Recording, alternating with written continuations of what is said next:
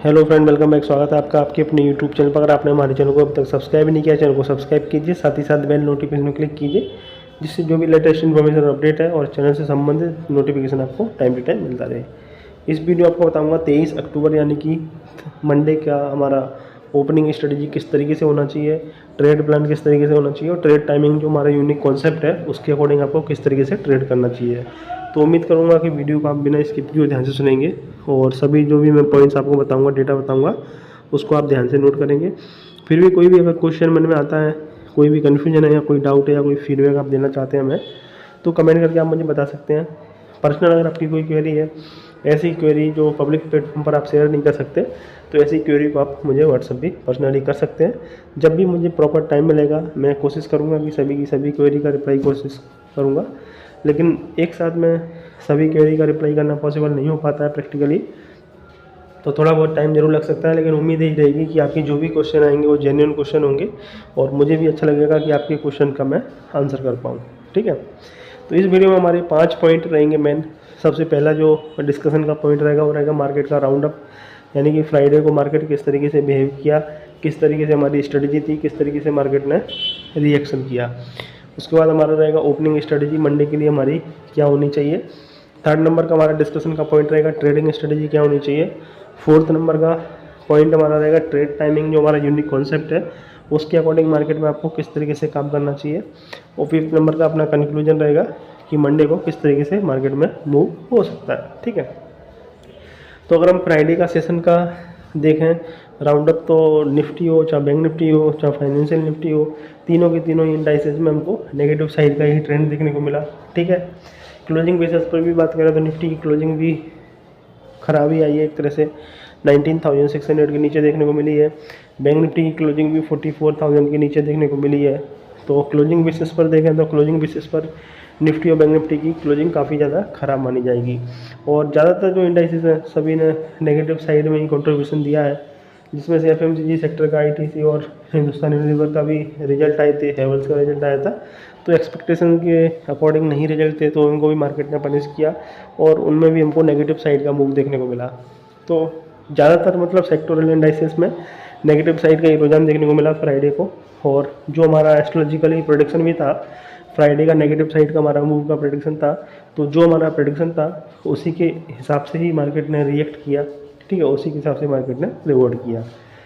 Monday का जैसा कि आपको मालूम है व्यू मेरा नेगेटिव साइड का ही है। ठीक है, और वीकली एस्ट्रोलॉजी प्रेडिक्शन का वीडियो अपलोड मैंने कर दिया है, तो उस वीडियो को अगर आपने चेक नहीं किया है तो उस वीडियो को आप जरूर चेक कीजिए। उसमें मंडे टू फ्राइडे तक के पूरे एस्ट्रोलॉजी के प्रेडिक्शन दिए गए हैं, साथ ही साथ उसमें निफ्टी और बैंक निफ्टी के इंपॉर्टेंट सपोर्ट और रेजिस्टेंस वीकली बेसिस पर प्रोवाइड किए गए हैं। तो उस वीडियो को अगर आपने मिस कर दिया है तो उस वीडियो को आप जरूर चेक कीजिए। उससे आपको पूरे वीक में किस तरीके से काम करना है, किस तरीके का मेरा नेक्स्ट वीक का आउटलुक है, वो सब कुछ डिस्कशन किया गया है। ठीक है, तो काफ़ी ज़्यादा हेल्प मिलेगी उस वीडियो से आपको। और इस वीडियो को अगर आप चेक कर रहे हैं तो इससे आपको इंट्राडे लेवल पे हेल्प मिलेगी कि मंडे को आपको किस तरीके से मार्केट में काम करना चाहिए, ओपनिंग स्ट्रेटजी आपकी किस तरीके की होना चाहिए। तो इन सब चीज़ों का हम इसमें एनालिसिस करने की कोशिश करते हैं। तो जैसा कि मैंने आपको फ्राइडे का बताया नेगेटिव साइड का ही मूव था। ठीक है, वीकली बेसिस पर देखें तो नेगेटिव साइड की क्लोजिंग निफ्टी बैंक निफ्टी दोनों को ही हमको देखने को मिली है। ठीक है, अगर हम ग्लोबल सेंटीमेंट देखें तो ग्लोबल सेंटीमेंट भी नेगेटिव साइड में इशारा कर रहे हैं, क्योंकि डाउ जोन्स अगर आप देखेंगे, नेस्डेक देखेंगे, तो सभी की सभी में S&P 500 में देखेंगे वीकनेस ही नज़र आ रही है, चाहे वो एशियन मार्केट हो, कुछ भी हो। केवल प्रीशियस मेटल को छोड़कर जैसे गोल्ड है, सिल्वर है और क्रूड ऑयल है, इन सब में थोड़ा सा स्ट्रेंथ हमको देखने को मिला है, बॉन्ड यील्ड में स्ट्रेंथ देखने को मिला है, और बाकी सभी जो भी इक्विटी मार्केट है उनमें हमको डिक्लाइन देखने को मिल रहा है। तो उसका भी एक इफेक्ट मार्केट पर पड़ता है। इसके लिए फ्राइडे को मार्केट क्लोज होने से पहले ही हमने ग्रुप के मेंबर्स को सेल साइड की पोजीशन बनाने के लिए ट्रेड दिया था और उसी के हिसाब से हमने पोजीशन भी क्रिएट करवाई है, क्योंकि हमको मालूम है कि मंडे को मार्केट नेगेटिव साइड में हमको ट्रेड दे सकता है।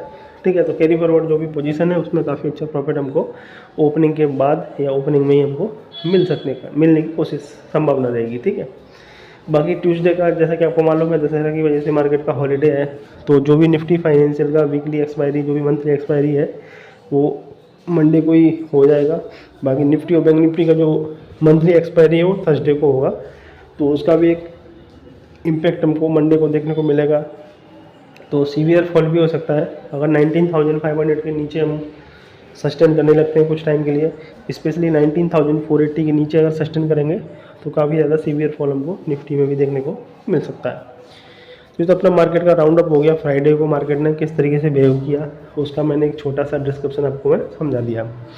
अभी हम ओपनिंग स्ट्रेटेजी की बात करें तो पहला जो हमारा स्ट्रेटेजी रहेगा, कंडीशन क्या रहेगी कि अगर मार्केट में गैप डाउन ओपनिंग देखने को मिले 200 या पॉइंट या 150 पॉइंट या 100 पॉइंट से ऊपर आप मान के चल सकते हैं। निफ्टी में अगर 100 पॉइंट से ऊपर का गैप डाउन देखने को मिले और 19,400 तक के लेवल अगर किसी भी कारण से देखने को मिलते हैं तो कोशिश करेंगे इंट्राडे में एक डिप को बाय करने की, लेकिन कोशिश जब ही करेंगे जब 19,400 अगर ओपनिंग देखने को मिले और वहाँ से मार्केट रिकवर होता हुआ 19,480 19,500 के ऊपर अगर टिकने लगे तभी हम रिकवरी में बाय करने की कोशिश करेंगे, नहीं तो रिकवरी में बाय करने की कोशिश नहीं करेंगे क्योंकि फर्दर हमको सेल ऑफ एक्सटेंड होता हुआ नज़र आ सकता है क्योंकि वीकनेस थोड़ी सी ज़्यादा है डेटा में।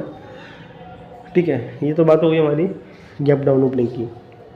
सेकंड कंडीशन क्या हो सकता है, अगर गैप अप ओपनिंग देखने को मिले किसी भी कारण से, अनएक्सपेक्टेड कुछ भी हो सकता है मार्केट में, तो 19,650 19,700 के आसपास अगर ओपनिंग देखने को मिलती है तो सिंपल सी स्ट्रेटजी रहेगी सेल ऑन राइज। ठीक है, जब भी मार्केट में थोड़ा सा बाउंस देखने को मिले आपको उछाल में बेहुवानी करने की रणनीति अपनानी चाहिए, मतलब सेल ऑन राइज की स्ट्रेटजी आपको मंडे को वर्क करेगी। तीसरी नंबर की स्ट्रेटजी हमारी होनी चाहिए कि अगर मार्केट की फ्लैट ओपनिंग हो तो उसमें आपको एक ही पॉइंट का नोट करना है। फ्लैट ओपनिंग अगर होती है 30-40 पॉइंट ऊपर नीचे तो 19,480 के नीचे अगर ट्रेड करने लगेंगे हम तो फर्दर वीकनेस आने की पॉसिबिलिटी है निफ्टी में, और 19,600 के ऊपर अगर हम कंफर्टेबली ट्रेड करने लगते हैं, सस्टेन करने लगते हैं तो एक शॉर्ट कवरिंग भी मार्केट में जनरेट हो सकती है। तो दोनों के दोनों लेवल्स को आपको वॉच आउट करना है।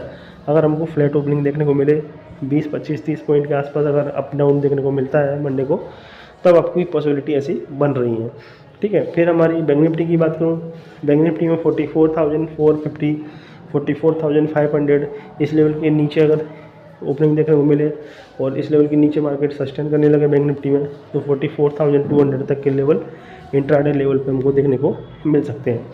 वहीं अगर हम अपसाइड की बात करें तो 44,850 से लेकर 44,900 43,850 से लेकर 43,900 इस लेवल के ऊपर सस्टेन करेगा तभी आपको बाई साइड का ट्रेड करने का प्लान करना चाहिए।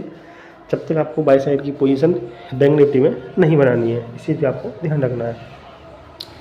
अभी हमारी बात रहेगी ट्रेडिंग स्ट्रेटजी आपकी किस तरीके में सही चाहिए। तो मेरा तो एक ही सा उसूल है कि नेगेटिव साइड का हमारा जो मंडे का व्यू है, ठीक है, तो जो हमारी कैरी फॉरवर्ड पोजीशन है सबसे पहले तो हम उसमें प्रॉफिट बुक करने की कोशिश करेंगे। अगर बड़ा गैप डाउन ओपन देखने को मिला तो पूरी की पूरी जो भी हमारी क्वांटिटी है उसको बुक करने की कोशिश करूँगा। और दूसरा अपॉर्चुनिटी हो सकता है कि मार्केट में गैप डाउन ज़्यादा देखने को ना मिले तो वहाँ से फर्दर हम सेल की पोजीशन और ऐड कर सकते हैं बाउंस में। ठीक है, ट्रेडिंग स्ट्रेटजी ये रहेगी कि जो भी तेज़ी की पोजीशन है उसमें अगर गलती से आपने कैरी फॉरवर्ड कर ली है और मार्केट अपॉर्चुनिटी देता है बाउंस की तो वहाँ पर निकलने की कोशिश कीजिए और इंट्राडे और पोजिशनल बेसिस पर 19,480 का एक स्पॉट में स्टॉप लॉस लगाकर जरूर ट्रेड कीजिए अगर आपकी तेज़ी की पोजीशन है, क्योंकि जो डिक्लाइन है वो फर्दर एक्सटेंड होता हुआ नज़र आ सकता है जो काफ़ी डीप हो सकता है। ट्रेड टाइमिंग की अगर हम बात करें तो पहला जो हमारा टाइम रहेगा वो रहेगा 12:19 का, 9:15 से 12:19 तक मार्केट में जो भी रेंज बनेगी रेंज के ब्रेकआउट पर आपको बाय करना है, रेंज के ब्रेकडाउन पर आपको सेल करना है। सेकंड जो हमारा टाइम रहेगा वो रहेगा 2:26 का, 12:19 से 2:26 तक मार्केट में जो भी रेंज बनेगी रेंज का अगर ब्रेकआउट होता है तो आपको बाय करना है, रेंज का ब्रेकडाउन होता है तो आपको सेल करना है। 9:15 से 12:19 तक मार्केट में जो रेंज बनेगी उस रेंज का ना तो ब्रेकआउट हो ना ब्रेकडाउन हो तो किसी भी डायरेक्शन में ट्रेड नहीं करना है।